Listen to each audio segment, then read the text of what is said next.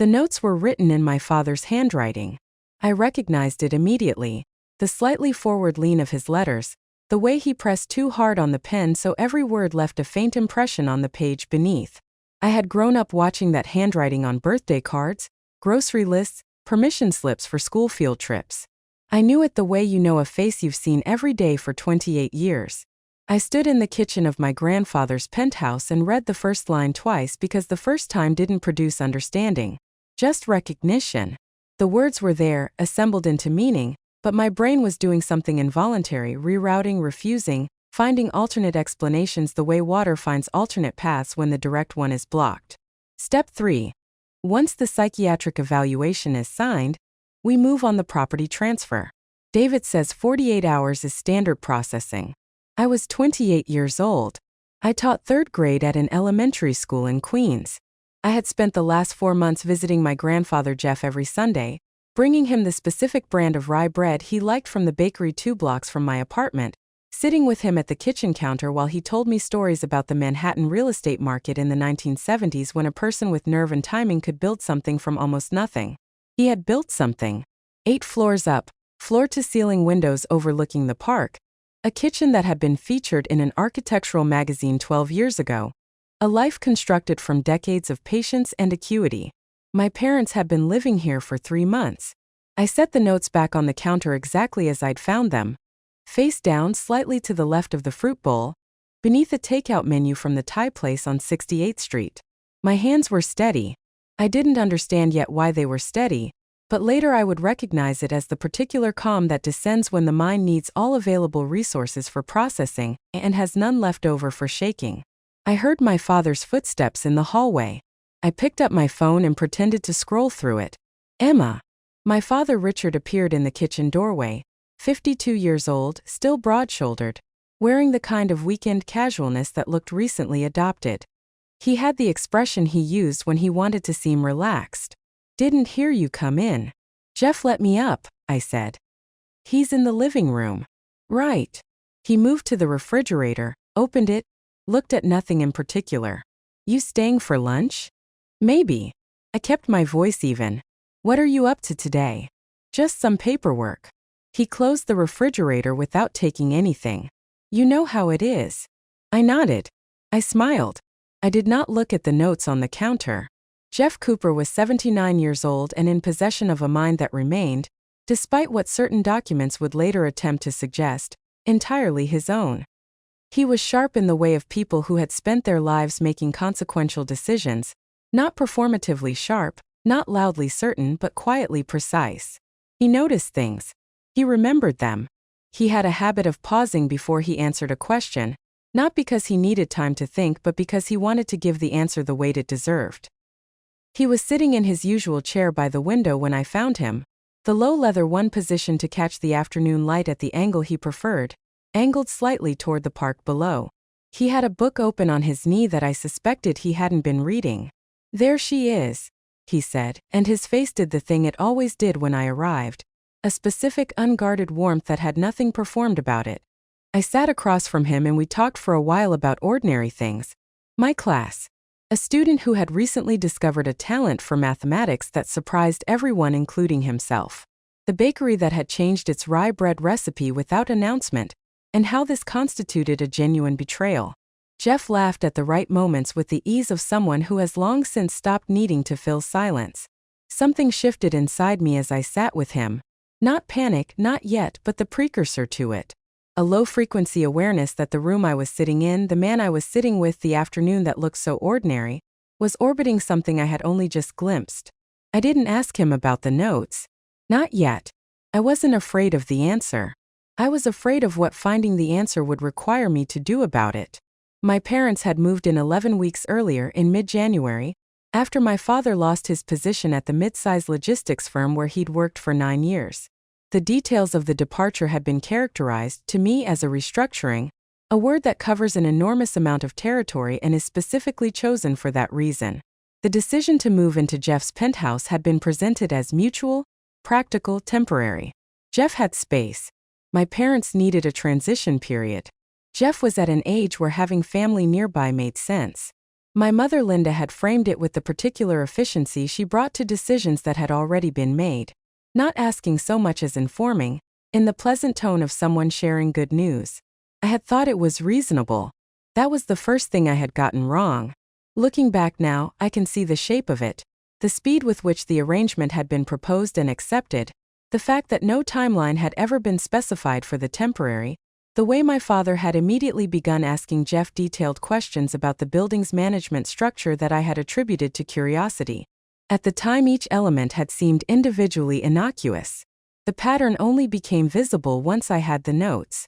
That evening, driving back to Queens through the tunnel with the city lights receding in my rearview mirror, I held the image of my father's handwriting against everything I thought I knew about him. The two things did not resolve into each other. They sat side by side like mismatched pieces from different puzzles, and the inability to make them fit was its own kind of evidence. I called my colleague Cheryl from the car. Not about any of this, about a school thing, a scheduling question that could have waited, but I needed a normal voice in my ear. She answered on the second ring, said what I needed her to say, and we hung up after 4 minutes. Then I sat in the parking garage under my building for 11 minutes without getting out of the car. Step 3, I kept thinking, which meant there was a step 1 and a step 2 already completed.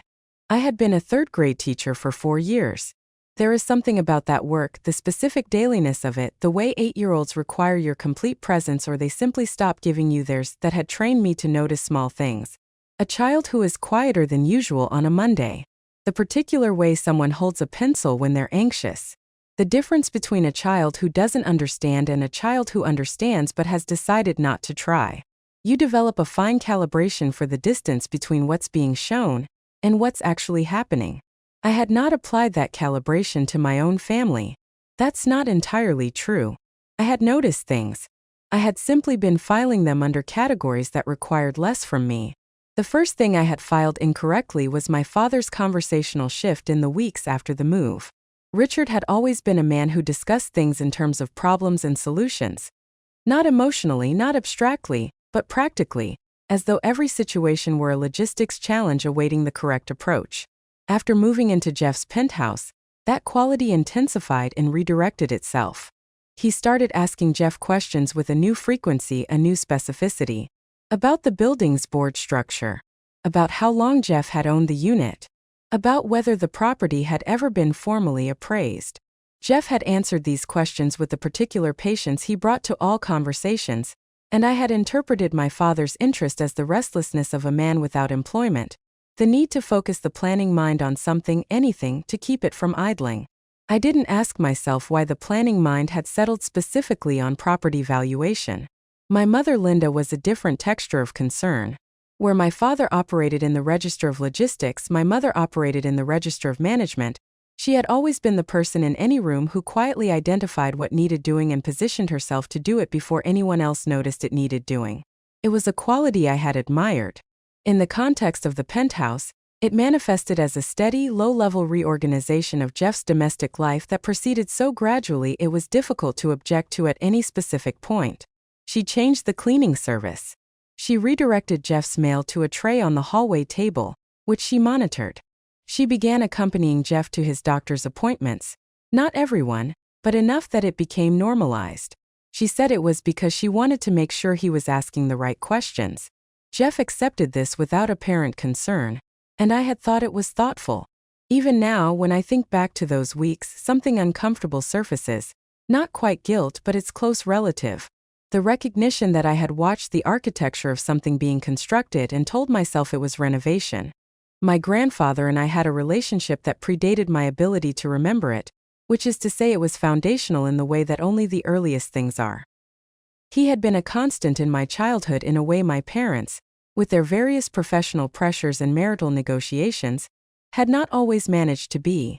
Saturday mornings at his previous apartment on the Upper West Side, learning to play chess on a board he'd had for 40 years.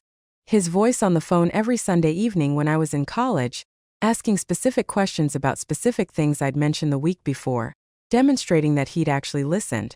The penthouse had been purchased 14 years ago, after the sale of a commercial property that Jeff had held for 2 decades. He had renovated it with care and lived in it with the settled comfort of a man who had spent a lifetime earning the right to exactly this. $8 million was a valuation, not a display. He didn't talk about what things cost. He talked about what things were worth, which was a different conversation entirely. I had lunch with him alone on a Wednesday in late February. My father was out, my mother at a yoga class she'd recently started attending with aggressive regularity, and Jeff made sandwiches at the counter the way he always did, with the precise layering of someone who takes modest pleasure seriously. "Your father asked me about the deed last week," he said, without particular emphasis, setting a plate in front of me. I looked up. "The deed to the apartment?" He sat down. Wanted to know how it was titled. Whether I'd ever considered a living trust. He picked up his sandwich. I told him I'd been meaning to update some things anyway. That I'd call Martin about it. Martin was Jeff's attorney. A man Jeff had worked with for over 20 years, steady and careful. The kind of lawyer who was useful precisely because he was not exciting. "Did you call him?" I asked. "Not yet." A pause. "Your father suggested a colleague of his might be more efficient. Someone specializing in estate transfers." He said estate transfers with a mild precision that told me he had noted the specificity of the suggestion. I pretended to be absorbed in my sandwich. Inside something had already tensed up. A quiet, pointed awareness that this conversation was a data point I needed to hold carefully. I didn't say anything. I wasn't ready to say anything. I needed more before I could say anything that wouldn't sound like the accusation it actually was. That week at school, I was distracted in the way that is invisible to adults but entirely legible to 8-year-olds. My student Tony, the one who had recently discovered mathematics, looked at me during a lesson on Friday with the direct, uncomplicated perception of a child and said, "Are you okay, Ms. Cooper?" I told him I was fine and redirected the lesson. But his question stayed with me through the weekend. The simple version of it. "Are you okay?" And the honest answer, which was, "I don't know yet, and I'm afraid of finding out." My parents' financial situation was worse than had been communicated to me. I understood this gradually from fragments, a comment my mother made about a credit card, a moment when my father declined to split a restaurant bill in a way that suggested it wasn't a gesture but a necessity, a conversation with my mother's sister Janet that my mother thought I hadn't overheard at Christmas. The logistics job loss had not been the beginning of their difficulties. It had been the latest point in a longer decline that had been managed, and then mismanaged over several years. I hadn't pushed for details because they hadn't offered them, and because I had learned early that financial conversation in my family moved through the register of pride rather than honesty. You discuss money when it was good news. When it wasn't, you managed the appearance of it instead. That management had apparently moved, in the last several months, into a different category of action entirely. Looking back now, the Wednesday lunch conversation about the deed was the first moment I should have trusted what I was feeling instead of what I was hoping. Jeff had flagged it. Not with alarm, just with the quiet precision of a man noting something worth noting. And I had heard it, registered it, and then placed it in the folder marked probably fine because that folder was easier to carry. It wasn't fine. It had never been fine. The notes I had found in the kitchen were not the only notes. I didn't know this yet in early March when the suspicion was still formless, a pressure without a specific shape, the way a headache exists before you can localize it. What I had was the fragment from the kitchen counter, committed to memory with the involuntary precision of shock, and a growing collection of small observations that I was beginning to arrange and rearrange like pieces of a puzzle whose final image I was not yet ready to name. My mother had begun referring to the penthouse as the apartment in conversation. Not Jeff's apartment, not your grandfather's place, just the apartment, the way you refer to a place that already belongs to your frame of reference. I noticed this the third time she did it and said nothing. It was the kind of thing that could be innocent. It was also the kind of thing that, once noticed, could not be unnoticed. My father had started leaving early and returning late on days when I visited, behavior I had attributed to job searching, to the particular humiliation of a man who had defined himself through professional identity suddenly having none. But one Thursday evening I arrived unannounced to drop off a book Jeff had asked me to pick up, and I found my father at the kitchen table with a man I didn't recognize, 2 laptops open, papers spread between them. My father introduced the man as a financial consultant, the introduction delivered smoothly, immediately, with a practiced naturalness that was, in retrospect, just slightly too practiced. The man's name was David. He had a lawyer's quality of stillness, the kind that comes from professional training in revealing nothing before its time. I stayed for 20 minutes. Jeff was in his room resting. My mother was managing something in the hallway with the particular busyness of a person creating reasons not to be in a room. David packed his papers into a slim briefcase with careful efficiency. My father talked about dinner plans, traffic, the weather, the conversational equivalent of white noise, filling space so that questions couldn't settle into it. I pretended to believe them because it was easier that way. But something had crossed a threshold inside me.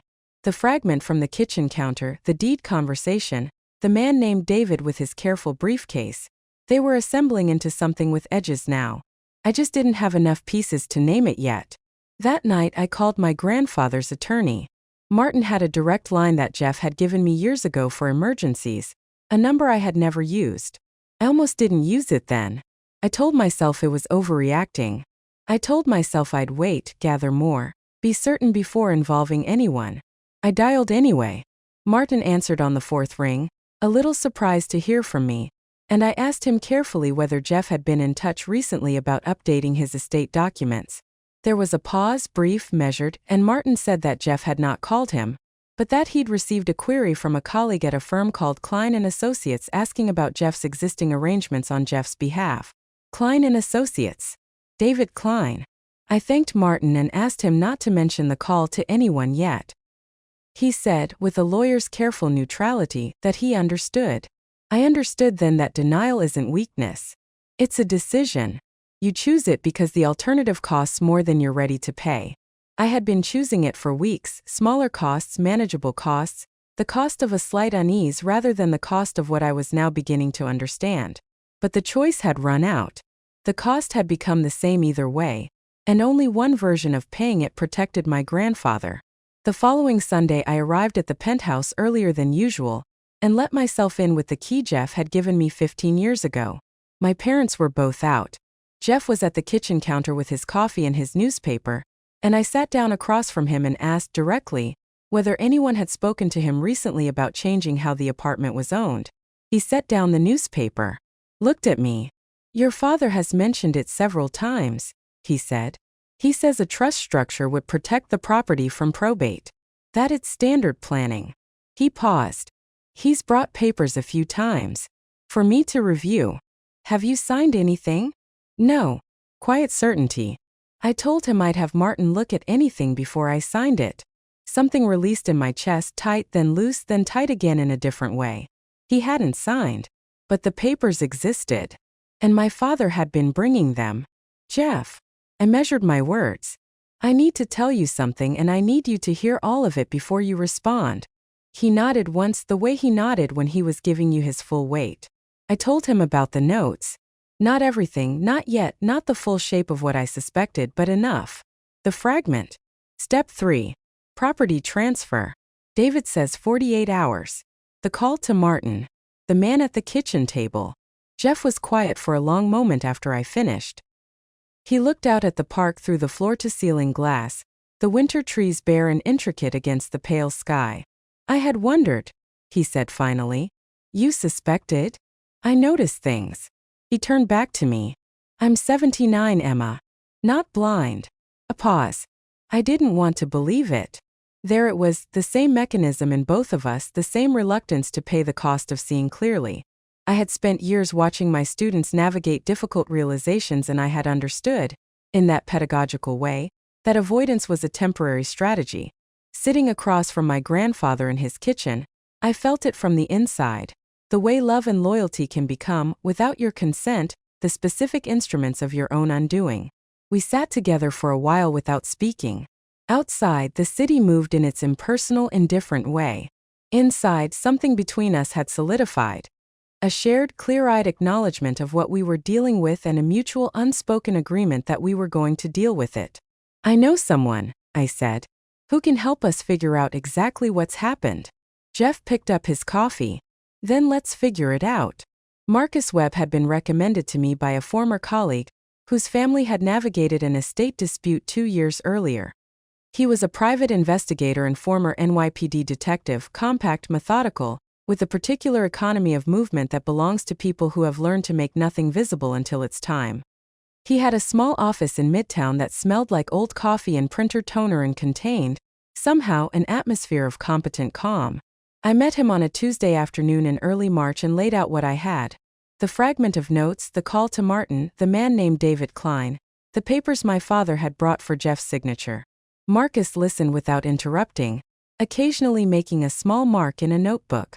When I finished, he asked 3 questions: how long my parents had been in the apartment, whether Jeff had received any official correspondence about his property in the last 60 days, and whether I had the exact wording of the note fragment memorized. I did. I recited it. Marcus wrote it down and looked at it for a moment. Property transfer. Psychiatric evaluation. He said it without inflection. This isn't opportunistic. This is a plan that's been in development for a while. The word psychiatric had been sitting in my chest since the kitchen counter, and I had been not thinking about it deliberately. Hearing it said aloud by someone else in a professional register with that specific assessment attached, been in development for a while, was different from carrying it alone. I didn't ask how he knew. I didn't want to know yet. What I had was this: a father who had lost his financial footing and moved into an $8 million property under the cover of family care. A mother who had quietly inserted herself into the management of that property and its owner's daily life. Documents that had been brought for signature. A lawyer named David Klein who had contacted Jeff's actual attorney without Jeff's authorization. And a note, in my father's handwriting, describing a process that included a psychiatric evaluation as a precondition for property transfer. I understood what that meant. A fraudulent psychiatric evaluation, one that declared Jeff incompetent, would lay the groundwork for a conservatorship or guardianship arrangement, which would give my parents legal authority over his affairs, which would make a property transfer not just possible but, within certain legal structures, difficult to challenge. They hadn't been caring for Jeff. They had been positioning themselves around him. Marcus moved quickly and quietly over the following 2 weeks. He established that David Klein was a real estate attorney with a history of involvement in 2 prior estate disputes. Both settled, both sealed. He traced a series of phone calls between my father and Klein going back 4 months, before the move, before the job loss had even been announced to the family, which meant the timeline I had been given was not the actual timeline. He identified a clinic in New Jersey that had produced psychiatric evaluations in 3 prior cases that had later been challenged in court. He also found something I hadn't anticipated. My father had, 6 weeks before the move, consulted with Klein about the Penthouse's title structure. He had obtained a building floor plan and an informal valuation. He had asked about the process for contesting a property title on grounds of owner incompetence. 6 weeks before moving in, before the job loss had, supposedly, precipitated the need for temporary housing. The move had not been a response to crisis. The move had been the plan. I sat with that for a full day before I could talk about it without my voice going somewhere I didn't want it to go. Because what it meant was not just that my parents were willing to steal from their father. It meant that the crisis had been, at least in part, a performance. The logistics job, the financial difficulty, the appeal to family generosity, all of it had been, at minimum, shaped and deployed to achieve access to a specific target. I had been used as a buffer. My visits, my presence, my visible and genuine love for my grandfather had provided cover for the operation. A family that looked like a family, a granddaughter who came on Sundays with rye bread. Nobody could look at that picture and see anything predatory. That was the moment I stopped being sad and became something quieter and colder and more useful. Marcus installed 2 small surveillance cameras in the common areas of the penthouse, with Jeff's explicit, documented permission and full knowledge. A digital recorder, also with Jeff's consent, was placed in the kitchen. These were not traps. They were documentation. There is a difference, legally and morally, between catching someone and proving what they were already doing. Within 9 days we had audio of my father on the phone with David Klein, discussing the timeline for a psychiatric evaluation and the specific language to use in the property transfer filing. We had video of my mother photographing Jeff's legal correspondence with her phone. We had a recording of a conversation between my parents in the kitchen, at 11 at night, in which my mother said, carefully, quietly, with the measured calm of someone who had thought this through completely, "Once the evaluation is filed, He can object all he wants, it won't matter. I listened to that recording once. I didn't listen to it again. Marcus compiled everything into a file and sent a copy to Martin, Jeff's attorney, and a copy to a contact at the Manhattan DA's office he had worked with for years. Jeff reviewed the evidence with Martin in a 2-hour meeting that I was present for, sitting across from two men who had between them a combined century of careful judgment, watching them go through the documentation with the focused attention of people who understand that thoroughness now prevents catastrophe later. This is elder abuse under New York statute, Martin said, with the flat precision of someone delivering a medical diagnosis. The forgery charges alone carry significant exposure. The attempted grand larceny on a property of this value. He paused, made a note. This is serious criminal territory. Jeff nodded once. What do we need to do? We let them proceed one more step, Martin said. We need them to file something. Then we have an overt act, not just a conspiracy. We waited 4 days. On the 4th day, a filing appeared in the city's property record system. A preliminary transfer document, listing Richard and Linda as co-owners of record, bearing what purported to be Jeff's signature on a notarized form dated 3 weeks earlier. Jeff had been at Cheryl's birthday dinner with me on the date. The signature was supposedly witnessed. Martin called the DA's contact. Marcus called his contact at the NYPD white-collar division. I drove to the Penthouse. It was a Thursday afternoon, overcast, the light flat and gray in a way that suited the day. I arrived at the Penthouse 20 minutes before Jeff, who had been at Martin's office finalizing the documentation. My parents were both home. My father in the study, my mother in the kitchen making tea with the domestic ease of someone who had fully inhabited a space that wasn't hers. I sat at the kitchen counter and talked with her about ordinary things for 15 minutes, and she talked back with the fluency of a person who had no idea that the day had already changed. Something about that conversation is still with me. Not its content, which was forgettable, but its texture. My mother's voice. The specific warmth she could produce on demand, the quality of attentiveness that had always made you feel, in her presence, like the most important person in whatever room you shared. I had grown up inside that warmth. I had trusted it completely for 28 years. Sitting across from it now, knowing what I knew, I understood something about the difference between love and performance, that they can occupy the same gesture so completely that distinguishing between them requires evidence you'd rather not have. Jeff arrived at 4:15. Marcus arrived 2 minutes later. 2 officers from the NYPD white-collar division arrived at 4:20 and waited in the lobby until Marcus called them up. My father came out of the study when he heard the elevator. He looked at Jeff, looked at Marcus, looked at me. Something moved across his face that I had not seen there before. Not guilt exactly, more the expression of a man whose internal map has just been revealed to be wrong about the territory. Richard. Jeff's voice was even. Not cold, not hot. Even in the way of someone who has decided that what comes next requires clarity, not emotion. I'd like you and Linda to come and sit down. My mother appeared from the kitchen doorway. She looked at the gathering in the entrance hall and her face cycled through several things very quickly. Assessment, calculation, something that might have been fear, and then a careful composed neutral that was, I now understood, her default mode of management. What's going on? She said. Marcus opened the file.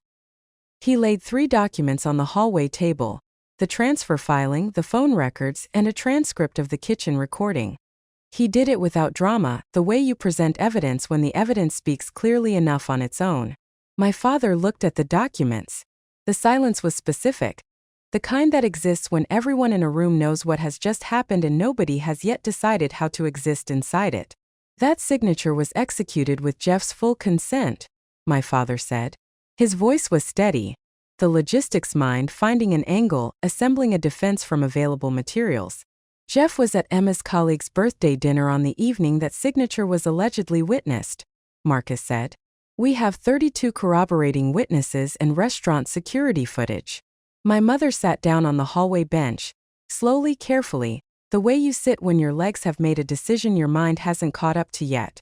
She looked at me, not with anger, with something more complicated and harder to carry. Emma, she said. I looked back at her. I didn't say anything. There wasn't anything to say that the room hadn't already said. My father tried twice more. A different framing of the psychiatric evaluation. a suggestion that the transfer had been a misunderstanding about ownership structure, and each time Marcus placed a specific piece of documentation adjacent to the claim and let the document answer. It was methodical and thorough and entirely without cruelty. Jeff stood by the window the whole time, looking out at the park. He didn't engage with my father's arguments. He didn't need to. He'd spent his life in rooms where people tried to negotiate reality, and he knew the difference between a negotiation with merit and one without. When the officers came up, my father stopped talking. My mother began to cry. Not performatively, not loudly, but with the specific quiet of someone who has arrived at a consequence they somehow believed wouldn't come. I watched it and felt something complicated move through me that was not sympathy exactly and not its absence either, but the harder thing between them. Understanding without absolution. They were arrested in the hallway of the apartment my grandfather had built his later life inside. The charges were read. The logistics of it, the handcuffs, the elevator, the lobby, the car, happened with a procedural efficiency that made the whole thing feel both unreal and completely devastatingly real. I stood at the window after they were gone, in the place where Jeff had been standing, and looked out at the park. Jeff came and stood beside me. Neither of us spoke for a long time. "I'm sorry," I said finally, meaning many things. The intrusion, the violation, the fact that the people who had done this to him were the people I had come from. "You have nothing to be sorry for," he said. I know. I did know. But knowing and feeling occupied different territories, and the feeling was going to take longer than the knowing. He put his hand on my shoulder briefly, the way he'd done since I was small, the gesture that meant "I see you and you're okay," and then we stood together and watched the city do what the city does, indifferent and continuous and entirely unbothered by the particular weight of what had just happened in this room. The legal process moved at the speed of institutions, which is to say slowly and with a great deal of paperwork. My parents were released on bail the following morning. The charges, fraud, forgery, attempted grand larceny, elder abuse, were not dropped. They proceeded through the system with the measured inevitability of things that have been thoroughly documented. David Klein, faced with the weight of evidence and his prior history, cooperated with prosecutors in exchange for reduced exposure. The fraudulent filing was vacated within the week. Jeff's property records were restored and a formal legal note was added to the deed flagging the attempted transfer. My father sent me an email 6 weeks after the arrest. It was long. Longer than anything he had written me before. He explained the financial pressure, not as an excuse, he said, though the framing made it function as one, and the spiral of decisions that had moved from desperate to criminal in increments too small to identify clearly at any single point. He said he had told himself they weren't hurting Jeff, that Jeff had more than enough, that the property would have come to the family eventually anyway. He said he understood now that this logic was the most dangerous kind, the kind that sounds reasonable from the inside while being completely visible as wrong from the outside. He said he was sorry. I read the email twice. I didn't respond immediately. I saved it to a folder and came back to it several times over the following weeks, reading it the way you read something you're not sure how to classify, looking for the thing that would tell you how to feel about it. What I found eventually was this: the apology was real. The remorse was real. And neither of those things was sufficient at this point to change what had happened or to ask me to move past it on any timeline other than my own. My mother called twice. The second time I answered. She cried.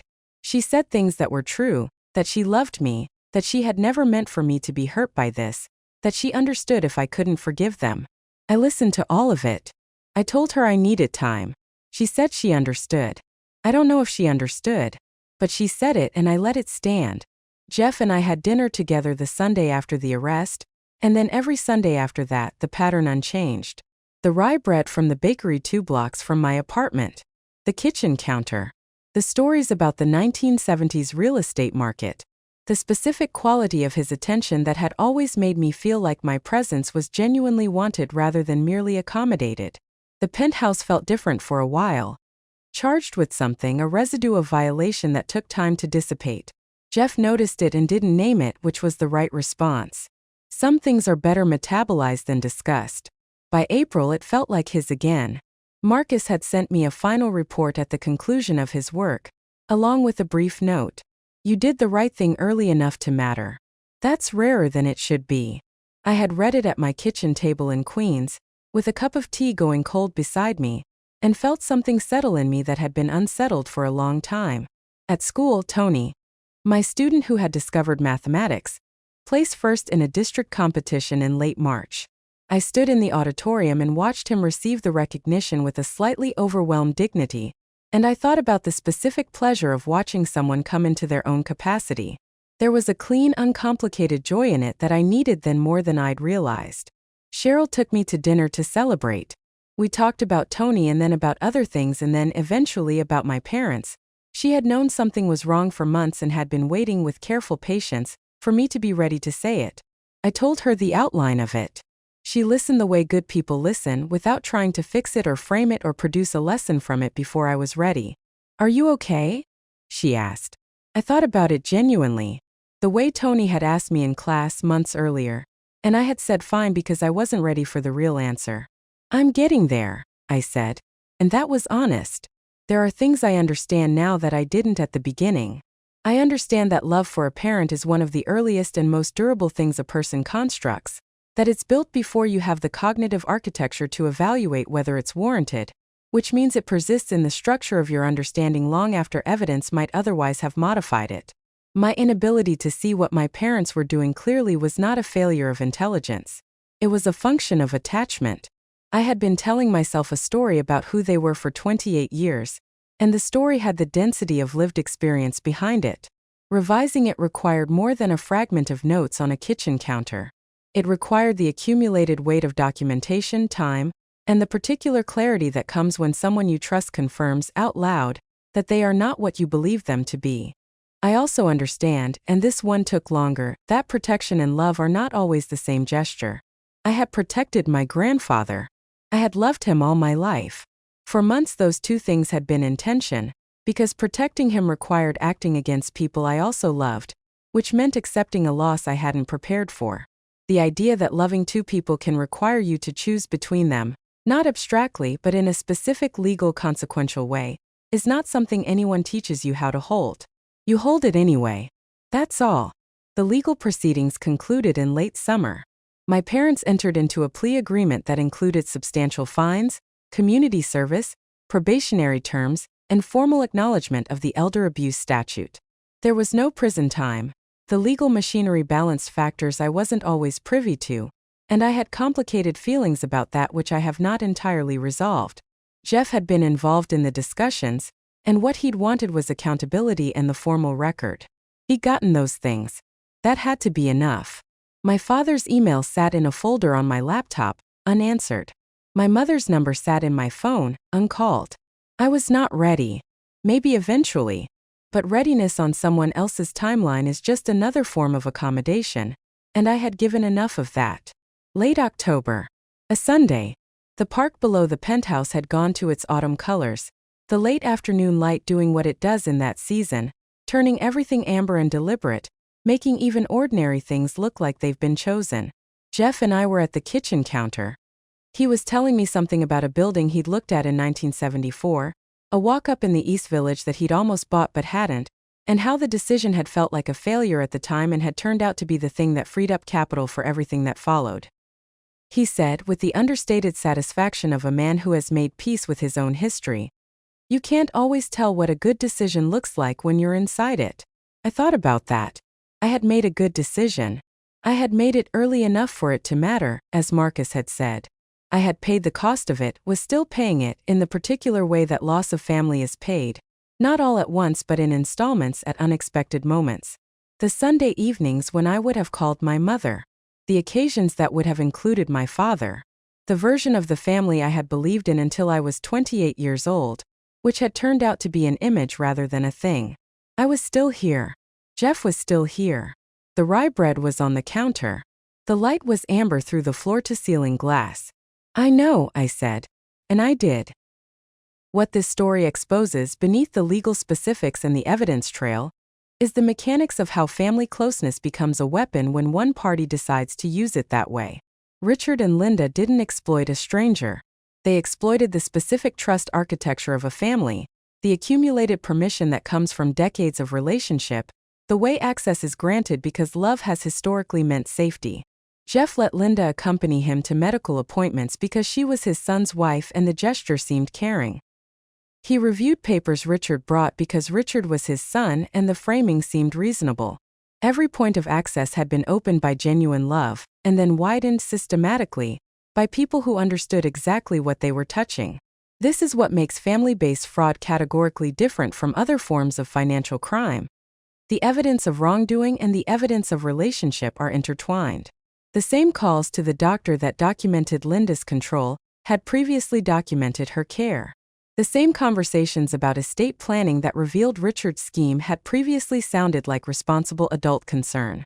Emma had to disentangle the real history from the performed one, and she had to do it while emotionally inside the performance, still loving the performer, still hoping she was wrong. What finally broke through was not a single revelation but an accumulation that crossed a threshold. The note fragment. The deed conversation. David Klein. The earlier than admitted timeline. Each piece individually could be explained. Together they formed a shape that couldn't be explained away. And the shape was the thing Emma had been refusing to see, not because she was naive, but because seeing it required dismantling a family she had believed in her entire life. The psychological machinery running beneath Richard's behavior is worth examining. He had constructed an elaborate internal justification. The property would come to the family anyway, Jeff had more than enough, they weren't really hurting him. That allowed him to move from financial desperation to criminal planning without experiencing himself as a criminal. This is the specific danger of entitlement when it intersects with crisis. It doesn't produce guilt, it produces rationalization. Every step felt from the inside like a version of taking what was owed. The debt wasn't real, but the feeling of it was. Linda's role was different and, in some ways, more instructive. She was not the architect. She was the operator, the person who translated the plan into daily logistics, who managed access, who created the environment in which the scheme could proceed. Her warmth, her competence, her organizational fluency, qualities Emma had grown up admiring, had been placed entirely in service of a betrayal. That is a particular kind of damage, discovering that the traits you respected in someone were the same traits that enabled their worst behavior. Emma came through this with something intact that could have been destroyed. Her capacity to act on what she saw, to move from suspicion to investigation to intervention, despite the cost, was not coldness. It was the hard, necessary application of love to a situation that demanded it take a form she hadn't prepared for. What stays with me most about this story isn't the fraud itself. It's the timeline. My father had consulted with David Klein 6 weeks before the move, before the crisis that supposedly made the move necessary. Which means that somewhere in the months before I watched my parents carry boxes into Jeff's penthouse, while I was thinking about rye bread and Sunday visits and what a good thing it was that family was showing up for family, it had already been decided. The care was already a cover. How do you protect yourself from something that wears the face of love so completely? Maybe you can't entirely.